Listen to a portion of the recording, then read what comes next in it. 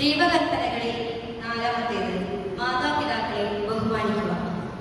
നമുക്കെല്ലാവർക്കും അറിയാം, ഇന്നത്തെ ആധുനിക യുഗത്തിൽ നമ്മുടെ മാതാപിതാക്കളെ ബഹുമാനിക്കുക എന്നുള്ളത് വളരെ ബുദ്ധിമുട്ടുള്ള ഒരു കാര്യമായിട്ടാണ് നമുക്കെല്ലാവർക്കും തോന്നിയിരിക്കുന്നത്. നമ്മുടെ ഭൂമിയിലെ കാണപ്പെട്ട ദൈവങ്ങളാണ് നമ്മുടെ മാതാപിതാക്കൾ. നമ്മുടെ മാതാപിതാക്കൾ നമുക്ക് തരുന്ന ഓരോ ശാസനകളും നമ്മുടെ ഭാവി ജീവിതത്തിലേക്കുള്ള ഓരോ മുതൽക്കൂട്ടുകളാണ്.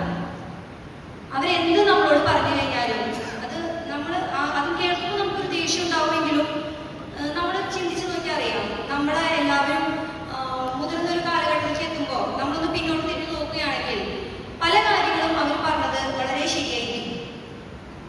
അതുപോലെയുള്ള ഒരു കുട്ടിയുടെ കഥയാണ് ഞാൻ നിങ്ങളുമായി പങ്കുവയ്ക്കാൻ ആഗ്രഹിക്കുന്നത്. ഡേവിഡ് എന്നായിരുന്നു അവന്റെ പേര്.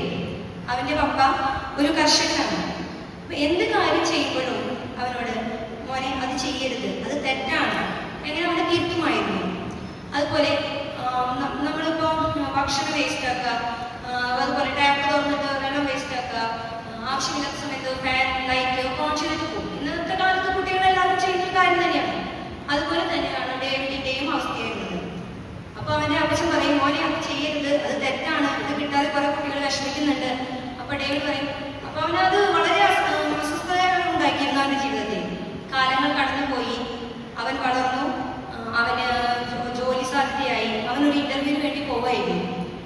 ആ സമയത്ത് അവന്റെ ഉള്ളിൽ ഒരു ചിന്തയുണ്ടായിരുന്നുള്ളൂ, എങ്ങനെയായാലും ദൂരത്ത് ജോലി കിട്ടിക്കഴിഞ്ഞാൽ ഈ അപ്പച്ചന്റെ ശാസനകളൊന്നും തന്നെ എനിക്ക് കേൾക്കണ്ട, ഞാൻ ഫ്രീ ആയി. അങ്ങനെ അവൻ ജോലിക്ക് വേണ്ടിയിട്ട് പോയ സമയത്ത് അവൻ ഓഫീസിന് മുന്നിലെത്തുകയാണ്. എത്തിയപ്പോ അവിടുത്തെ ആ ഗേറ്റ്, വളരെ വിശാലമായ ഗേറ്റ് തുറന്നു കിടക്കുന്നു. ആ ഗേറ്റിലൂടെ അവൻ കടന്നുവെങ്കിലും അവന്റെ അപ്പച്ചൻ പറഞ്ഞ വാക്കുകളാണ് അവന്റെ ഓർമ്മയിലുണ്ടായിരുന്നത്. അവൻ ഉടനെ തന്നെ പിന്തിരിഞ്ഞു പോയി ആ ഗേറ്റ് അടച്ചു.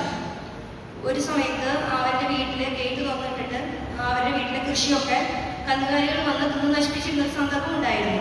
അന്ന് അവരോട് അവന്റെ അപ്പച്ചൻ പറഞ്ഞു, അത് ചെയ്യരുത്, നമ്മൾ എപ്പോൾ പുറത്തു പോയാലും കടന്നു വരുന്ന നമ്മൾ പടി അടച്ചിരിക്കണം. അങ്ങനെ അത് കഴിഞ്ഞ് അവൻ ഓഫീസിന്റെ അവിടേക്ക് കടക്കുമ്പോൾ വിശാലമായ ഒരു പൂന്തോട്ടം, അത് അവന് വളരെയധികം സന്തോഷം തോന്നി. അവൻ അതിലേക്ക് നോക്കുമ്പോൾ ഒരു ടാപ്പിൽ നിന്നും അനാവശ്യമായി വെള്ളം ഇങ്ങനെ പോയിക്കൊണ്ടിരിക്കുകയാണ്. ഒരാൾ പോലും അത് ശ്രദ്ധിക്കുന്നില്ല. അപ്പോൾ അവന്റെ അപ്പച്ചൻ പറഞ്ഞ കാര്യങ്ങളാണ് മന്ത്രിക്കുന്നത്. വെള്ളം അമ്മൂനെ കാണാൻ അത് നശിപ്പിക്കരുത്. അവൻ പിന്തിരിച്ചെന്ന് അത് ഓഫ് ചെയ്തു. പിന്നീട് അവൻ ഇന്റർവ്യൂ നടക്കുന്ന സ്ഥലത്തെത്തിയപ്പോൾ അവിടെ സമയം 10 മണി കഴിഞ്ഞു. രാവിലെ 10 മണി കഴിഞ്ഞിട്ടും ലൈറ്റുകളും ഫാനും ഒക്കെ ഓൺ ചെയ്തു കൊടുക്കുന്നു. പെട്ടെന്ന് തന്നെ അവന്റെ അപ്പച്ചൻ പറഞ്ഞ വാക്കുകൾ തന്നെയാണ് അവൻ അപ്പോഴും ഓർമ്മ വന്നത്. അവൻ പോയി അതെല്ലാം ഓഫ് ചെയ്ത് അവന്റെ മുഴുവൻ കാത്തിരിപ്പായി. അങ്ങനെ ഇരിക്കുന്ന സമയത്ത് സമയങ്ങൾ കഴിഞ്ഞു പോയി. അവനെ വിളിച്ച സമയത്ത് അവൻ ചെന്നു. സാധാരണ ചെയ്യുന്ന മാതിരി തന്നെ സർട്ടിഫിക്കറ്റും കാര്യങ്ങളൊക്കെ കൊടുത്തു. അപ്പോൾ ഉടനെ തന്നെ അവനോട് ഇന്റർവ്യൂ ബോർഡിൽ തിരിച്ചു മറുപടി പറയുകയാണ്, ഡേവിഡ്, നാളെ മുതൽ നീ ജോലിക്ക് പ്രവേശിച്ചോ എന്ന് പറയും. അപ്പോൾ അവനാകെ അത്ഭുതപ്പെടും. എന്നോട് ചോദ്യങ്ങളൊന്നും ചോദിച്ചില്ലല്ലോ, പിന്നെ എങ്ങനെയാണ് എന്നോട് ജോലിക്ക് പ്രവേശിക്കാൻ പറയുന്നത്?